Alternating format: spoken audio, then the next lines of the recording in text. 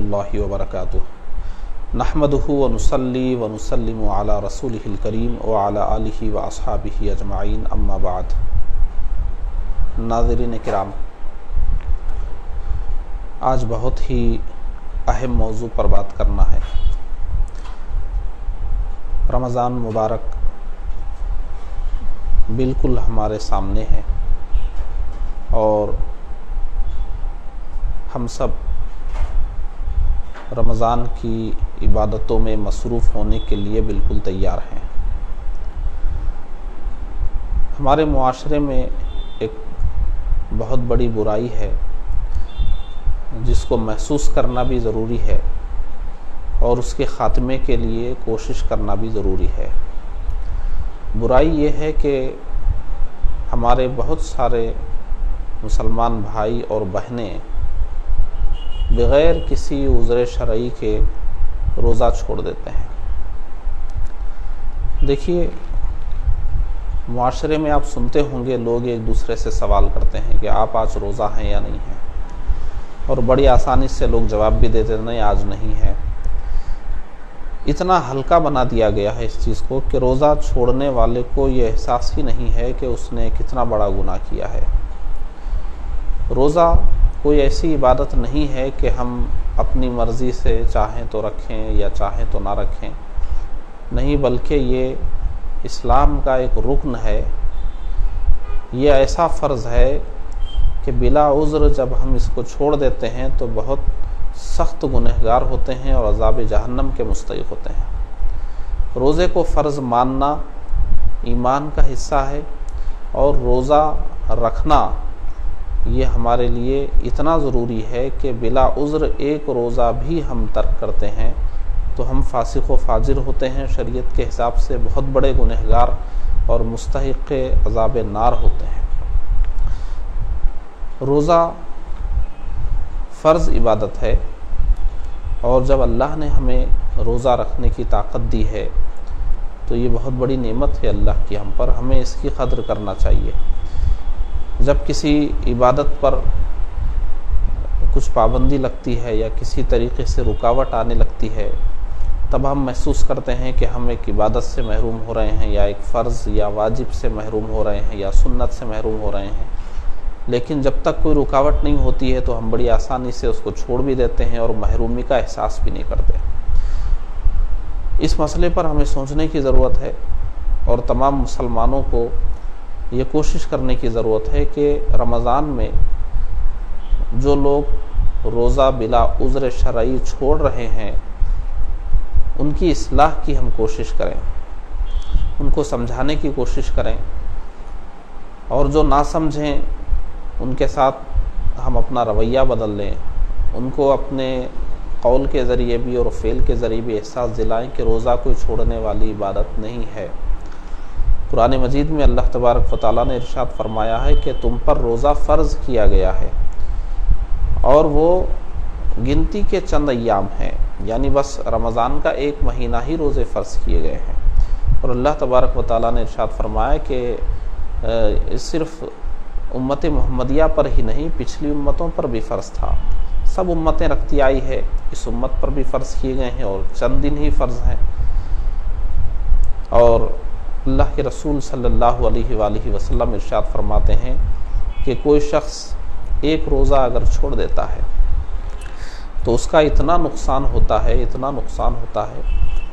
کہ اس نقصان کی بھرپائی کے لیے وہ ساری زندگی بھی روزے رکھے تو بھرپائی نہیں ہو سکتی۔ آپ اندازہ کیجئے کہ ایک روزہ چھوڑنے کا نقصان کیا ہے۔ ہم بہت آسانی سے روزہ چھوڑ دیتے ہیں، لیکن ہم کتنا نقصان اٹھا رہے ہیں اس کا ہمیں احساس نہیں ہوتا۔ قرآن مجید کی اس آیت کو ہم سنیں اور ہمارے نبی کے اس فرمان کو ہم اپنے ذہن میں رکھیں اور روزے کی اہمیت کو سمجھیں۔ روزہ بہت بڑی عبادت ہے، اسلام کا ایک رکن ہے، اس کو بالکل بھی ہلکے میں نہ لیں کہ معمولی سا زکام ہو گیا، معمولی سا بخار چڑھ گیا، معمولی سی کمزوری ہونے لگی، 4-5 روز روزہ رکھنے کے بعد ہم 1-2 روزے چھوڑ دے رہے ہیں کہ چلو پھر 1-2 روزوں کے بعد پھر رکھیں گے۔ یہ کوئی ایسا اختیاری عمل نہیں ہے، مسلسل 1 ماہ ہم کو روزہ رکھنا ہے، اور 4-5 روزے ہم نے رکھ لیے یا 10 روزے ہم نے رکھ لیے تو یہ نہیں سوچنا ہے کہ 10 رکھ لیے ہیں اب ایک چھوڑ دیں گے تو کیا ہوگا. نہیں، ہر روزے کی اپنی جگہ اہمیت ہے. اس لیے اب ہم ان لوگوں کی ایک فہرست پیش کریں گے جن کو شریعت خود روزہ چھوڑنے کی اجازت دیتی ہے. اگر آپ اس فہرست میں آتے ہیں تو دیکھ لیجئے روزہ چھوڑنے کی آپ کو اجازت ہے، اور اگر آپ اس فہرست میں نہیں ہیں تو پھر آپ کو روزہ چھوڑنے کی اجازت نہیں ہے. اب یہاں سے آپ تفصیل سے سنیں. بچوں سے ہم چلتے ہیں. نابالغ بچے یا نابالغ بچیاں، ان کی عمر جب 7 سال مکمل ہو جاتی ہے اسلامی مہینوں سے، جنوری فروری سے نہیں، اسلامی مہینوں کے اعتبار سے جب ان کے 7 سال مکمل ہو جاتے ہیں، 8ویں سال میں یہ داخل ہو جاتے ہیں، تو دیکھا جائے گا کہ یہ روزے کو برداشت کر سکتے ہیں یا نہیں، روزے کی طاقت ان کے اندر ہے یا نہیں ہے. اگر روزے کی طاقت ہے تو ان سے طاقت بھر روزے رکھوائے جائیں. روزے کی طاقت نہیں ہے تو اس سال چھوڑ دیں، آئندہ سال دیکھیں. جب وہ 10 سال کے ہو جائیں تو پھر دیکھ لیں کہ روزہ رکھنے کی طاقت ان میں ہے یا نہیں ہے، روزہ رکھوا کر بھی دیکھیں. لیکن جب یہ بالغ ہو جاتے ہیں تو اب تو روزہ رکھنا ہی ہے ان کو. لڑکا کب بالغ ہوتا ہے یا لڑکی کب بالغہ ہوتی ہے؟ تو جب ان کے اندر بلوغت کی کوئی علامت پالی جاتی ہے، لڑکا ہے اس کو احتلام ہونا شروع ہو گیا، یا لڑکی ہے ماہواری آنا شروع ہو گئی، اسی وقت سے وہ بالغ ہے. یا ایسا کچھ نہیں ہوا تو جب 15 سال ان کی عمر مکمل ہو جائے گی تو وہاں سے وہ بالغ مان لیے جائیں گے، اگرچہ کوئی علامت ظاہر نہ ہو. تو بالغ ہونے سے پہلے ان کی جو عمر ہے وہ 7 سال کے بعد ہم دیکھیں کہ اگر وہ روزے کی طاقت رکھتے ہیں تو ان سے روزہ رکھوائیں، اور اگر نہ رکھتے ہوں تو پھر ان کو تھوڑا سا چھوڑ دیں. تو معلوم کیا ہوا کہ بچوں کے لیے گنجائش ہے، شریعت اجازت دے رہی ہے کہ ان کی طاقت نہ ہو تو ان کو چھوڑ دیا جائے. یعنی جو بچے روزے کی طاقت نہیں رکھتے ان کے لیے روزہ چھوڑنے کی گنجائش ہے. اب آگے بڑھیے بالغ حضرات میں. جو مرد ہیں ان کا مسئلہ میں بعد میں بیان کرتا ہوں، خواتین کا سن لیں. خواتین کے جو مخصوص ایام ہوتے ہیں، چاہے وہ ماہواری ہو یا بچے کی پیدائش کے بعد ناپاکی کے ایام ہوں، ان دونوں اوقات میں ان کو روزہ رکھنا نہیں ہوتا ہے، بلکہ رمضان کے جتنے دن ان دنوں میں گزر جائیں اتنے روزوں کی وہ بعد میں قضا کریں گی. تو رمضان کا مہینہ ہو، کسی خاتون کی ایسی حالت ہے تو جتنے دن تک یہ حالت ہے اتنے دن وہ روزہ نہیں رکھیں گی، بعد میں قضا کریں گی. یہ ان کا معاملہ ہو گیا. ایسے ہی وہ خاتون جو حاملہ ہیں، حمل سے ہیں، اور روزہ رکھنے سے ان کے بچے کی جان کے لیے خطرہ ہے، مشکلات پیش آ سکتی ہیں، ان کے لیے بھی اجازت ہے کہ بعد میں وہ قضا کر لیں. یا ایسی خاتون جو بچے کو دودھ پلا رہی ہوں اور وہ روزہ رکھیں گی تو ان کے لیے یا ان کے بچے کے لیے خطرہ ہو سکتا ہے، اور بچہ دودھ کے علاوہ کوئی دوسری غذا پر بھی نہیں رہ سکتا، کوئی دوسری غذا اس کے لیے متبادل نہیں ہے، ان کو دودھ پلانا ہی پلانا ہے. اور دودھ پلانے کی صورت میں ان کی صحت بھی ایسی نہیں ہے کہ دودھ بھی پلا دیں، اور اتنی کمزوری بھی ہو رہی ہے کہ روزہ بھی نہیں رکھ سکتی ہیں. یہ صورت بن رہی ہے تو ان کے لیے بھی اجازت ہے. یہ عورتوں کا معاملہ ہو گیا. اب سب کا معاملہ دیکھ لیجئے، مرد ہوں چاہے عورت ہوں. جو بیمار ہوتے ہیں، ایسی بیماری میں ہیں کہ روزہ نہیں رکھ سکتے، ان کو وقت پر کھانا کھانا ہے، وقت پر دوائی کھانا ہے، یا ایسی کمزوری ہے یا ایسی حالت ہے کہ وہ روزہ رکھ ہی نہیں سکتے، پریزنٹ بیمار ہیں، بالکل بیماری میں ہی وہ چل رہے ہیں، روزہ نہیں رکھ سکتے ہیں. ان کے لیے اجازت ہے کہ جتنے دن بیماری کے ہیں اس دن روزہ نہ رکھیں، بعد میں ان کی قضا کر لیں. یا بعض ایسے ہوتے ہیں جو ابھی ابھی کسی بڑی بیماری سے ٹھیک ہو رہے ہیں، کسی جیسے ادھیڑ عمر کے لوگ ہوتے ہیں، بعض بوڑھے ہو جاتے ہیں کہ کسی بڑی بیماری سے ابھی ابھی وہ ٹھیک ہوئے ہیں اور ٹھیک ہو رہے ہیں آہستہ آہستہ.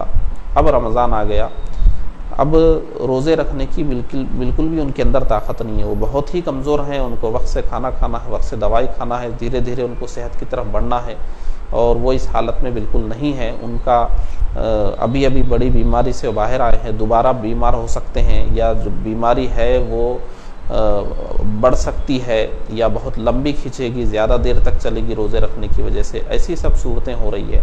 ان کے لیے اجازت ہے، وہ بعد میں تندرست ہونے کے بعد قضا کر لیں گے۔